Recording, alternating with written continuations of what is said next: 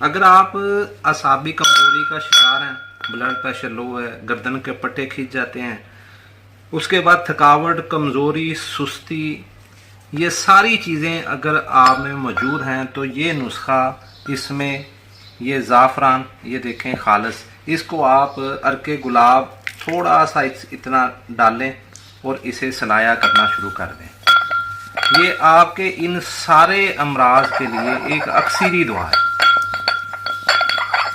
इसको आप खर्ल करें। खर्ल करने के बाद इसमें जो चीज़ें शामिल करनी हैं वो हैं कि ये हमारे पास है सिम्मल फार। सिम्मल फार को बनाना इस तरह है कि आप सिंबल का जो फूल होते हैं, सिंबल के फूल, उसका आप नमक बनाएं। नमक बनाने के बाद उसमें ये रख कर इसे कुश्ता करें। ये हमारा सिम्मल फार है।